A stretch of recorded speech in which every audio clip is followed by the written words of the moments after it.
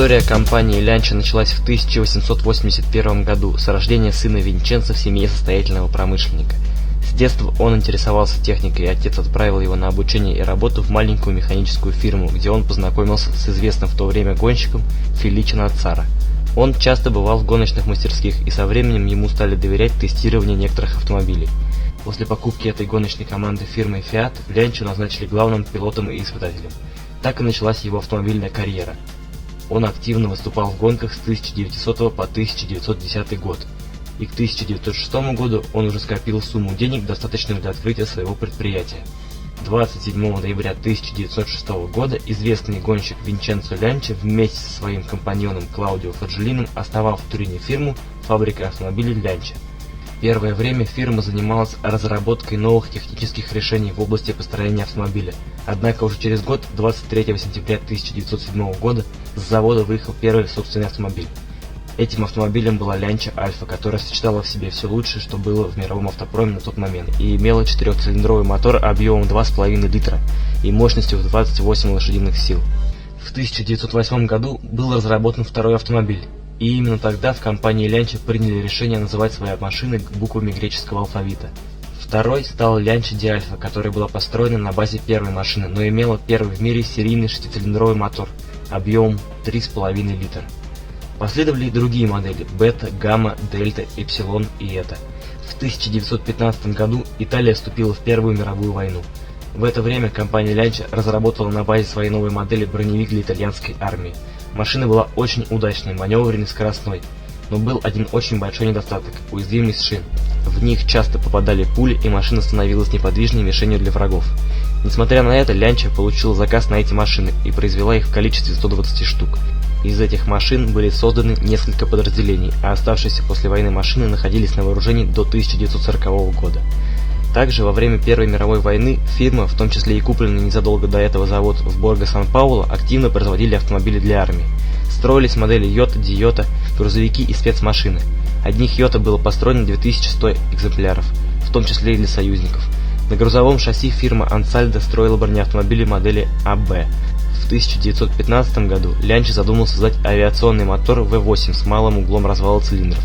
Осуществить идею не удалось, однако она дала важное развитие для фирмы в те года.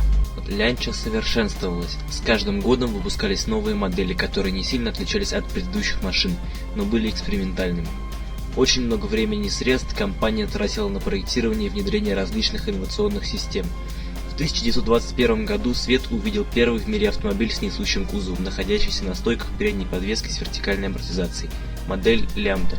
Идея несущего кузова была с успехом развита в следующей модели с именем Астура, запатентованный механизм, соединяющий двигатель и раму, благодаря которому в салоне не чувствовалась вибрация силового агрегата. Последней машиной, к которой приложил руку сам маэстро Lancia, была Lancia Aprilia. Винченцо Lancia умер 15 февраля 1937 года. В этом же году увидела свет и первая Lancia Aprilia. Следующая модель Lancia Aurelia вошла в историю как первый автомобиль с своеобразным шестицилиндровым двигателем. Впервые компания сотрудничала с итальянской студией дизайна Pininfarina, разработавшей оригинальный дизайн кузова автомобиля.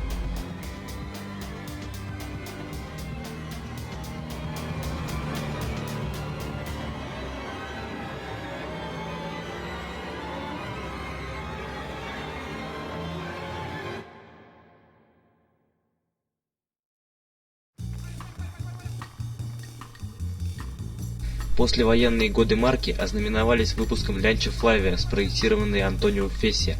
Отказавшись от классической схемы, создатели этой модели ориентировались на массовый спрос, однако тяжелое послевоенное время поставило марку на грани исчезновения. Ориентированность марки на шикарные седаны почти ручной сборки приводит к тому, что в 1969 году Lancia ради собственного спасения вынуждена объединиться с концерном Fiat. Благодаря этому с начала 70-х годов Lancia вступает в свою золотую эру. Золотая эра Lancia начинается в 1970 году, когда на автосалоне в Турине был впервые продемонстрирован шоу-кар Бертоне Stratos Zero, явившийся предчей легендарного Lancia Stratos. Изначально автомобиль планировался в качестве дизайнерского шедевра на колесах, без каких-либо планов насчет производства или участия в автоспорте.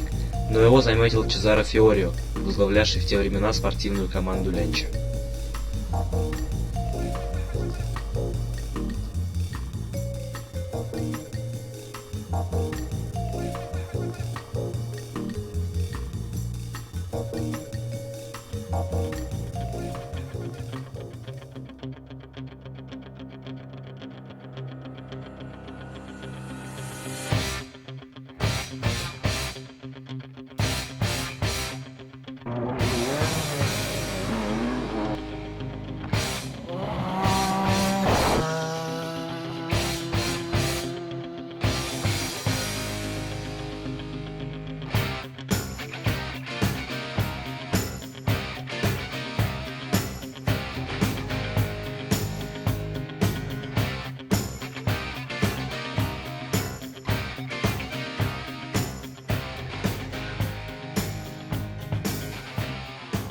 Первый прототип Lancia Stratos увидел свет в 1971 году, а в 1972 году прототипы этой модели уже выступали в реальных гонках.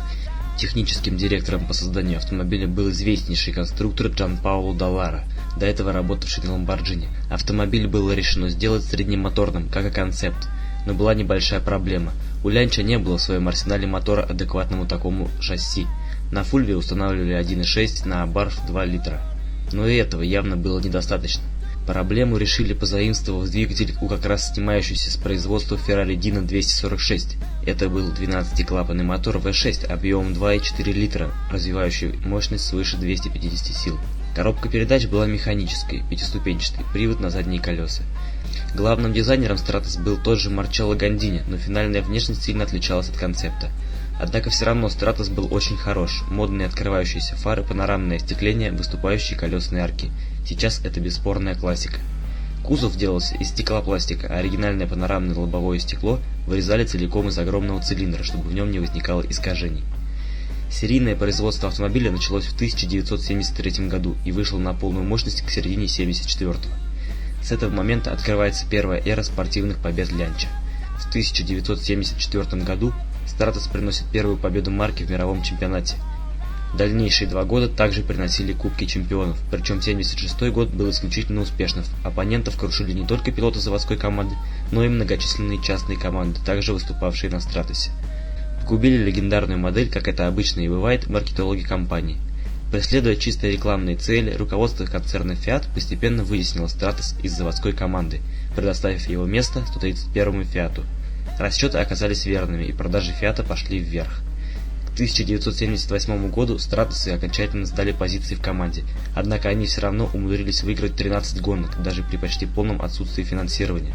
В 1979 на нем продолжали ездить уже только частные команды, причем ездить по-прежнему успешно, но полного превосходства частных Стратосов, конечно же, не было. Этот автомобиль не только стал очень успешным, но и повлиял на развитие всего ралли на ближайшие 10 лет.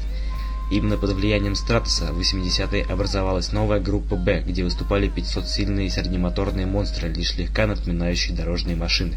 Ведь он был первым сверхмощным автомобилем, изначально заточенным под ралли.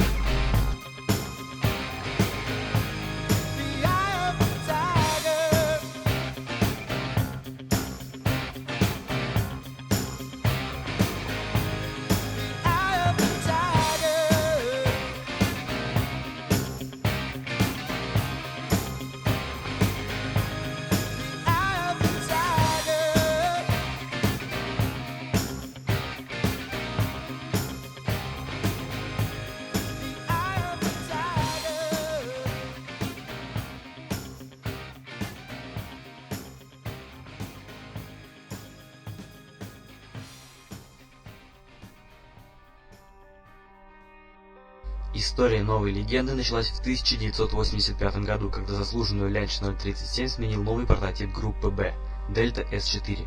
Мотор объемом 1,8 литра, оснащенный турбиной и механическим нагнетателем, выдавал 550 лошадиных сил.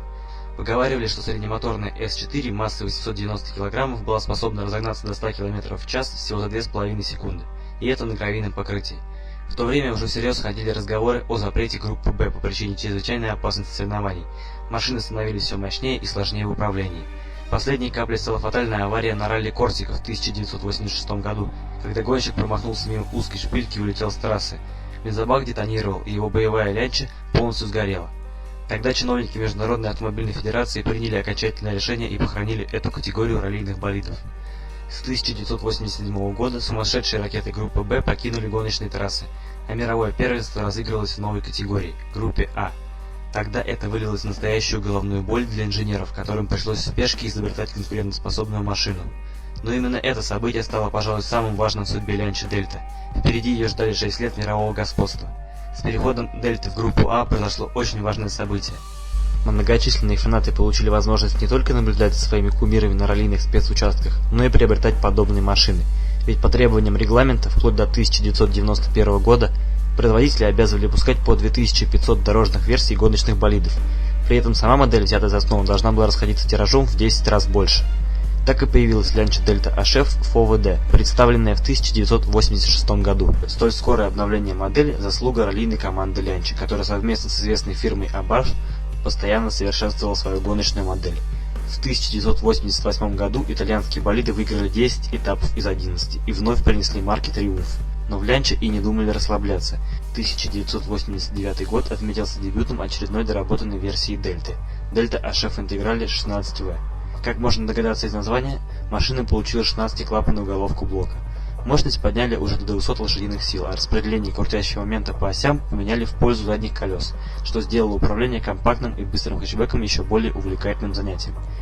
К тому же Дельта стала и быстрее. Спринт 0-100 занимал всего 5,7 секунды, а порог набора скорости поднялся до 220 км в час.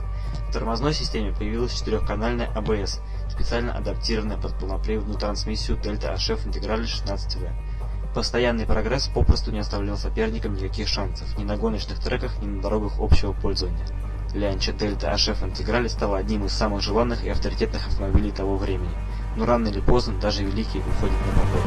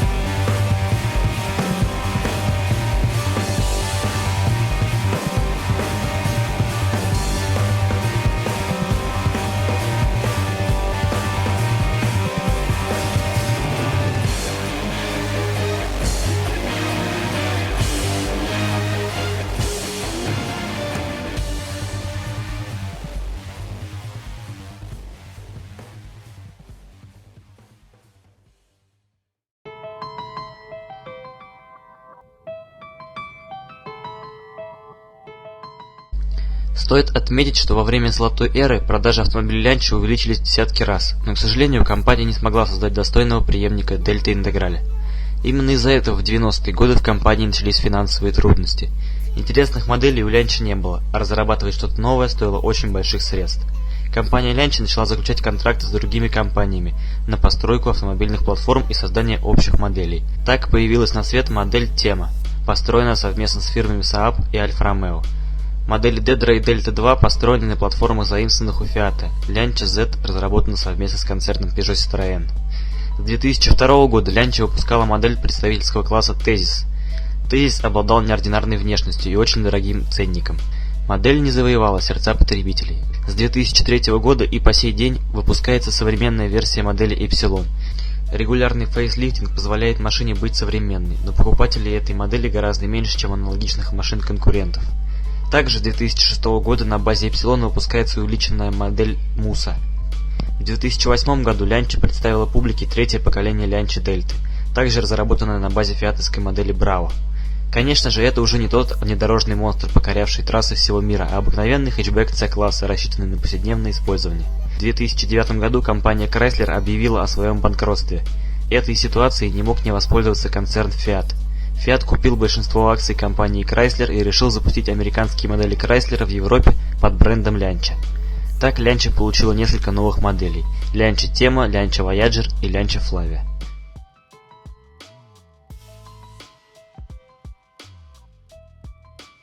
Дизайн автомобилей Lancia всегда выделялся из потока обычных автомобилей, ведь Lancia с самого раннего времени сотрудничала с компанией Ital Design. Все автомобили от студии Ital Design всегда были изящными и задавали моду своего времени. Конечно же, были и исключения. Дизайн для Lancia разрабатывали и такие ателье, как Bertone и Pininfarina. Например, упомянутая раньше Lancia Strada разрабатывалась в Bertone, а Lancia Rally 037 разрабатывалась в Pininfarina и имела очень стильную форму кузова. В 90-е годы, когда у компании были финансовые трудности, Lancia не могла себе позволить заказывать кузова в перечисленных выше дизайн-бюро. Все серийные модели разрабатывались в Институте дизайна IDA. Это, конечно же, повлияло на развитие компании. Машины были скучными, внешне непривлекательными, и продажи компании достигали рекордных минимумов. Правда, периодически популярные дизайн-бюро разрабатывали для Lancia интересные концепты, но для запуска этих машин в производство у компании не хватало средств. Самыми интересными были модели Lancia Kayak и Lancia Dialogos, сделанные в Бертоне, а также Lancia Gran Turismo Stile Nova и Lancia Fulvia Coupe, сделанные в Пининфарине. С 2003 года все модели Lancia разрабатываются в собственном дизайн-центре. Эти автомобили обладают единым корпоративным стилем и, возможно, открывают новый этап в жизни Lancia.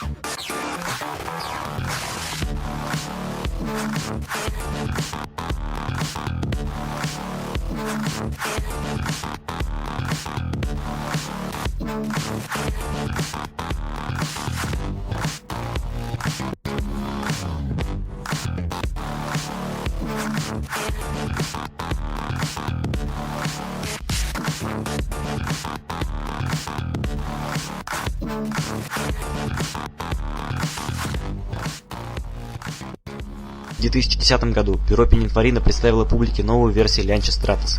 Машину восприняли очень хорошо, ведь она была полностью стилизована под старый Stratos, но не имела с ним ничего общего в плане ходовой части. Руководство Lancia решило позаимствовать платформу у товарищей по концерну, компании Ferrari. В ходе переговоров Ferrari согласилась передать Lancia платформу от Ferrari 430 Scuderia. В Lancia уже начали принимать заказы на первые выпуски нового Stratos. Компания снова потратила огромное количество средств на тесты и разработку автомобиля, но неожиданно Ferrari отказались от своего контракта и запретили использовать платформу одного из своих суперкаров. К большому сожалению, другой подходящей платформы не нашли, а проект решили отложить до лучших времен. Кто знает, может когда-нибудь мы увидим новые легенды от потрясающей марки с незабываемой историей.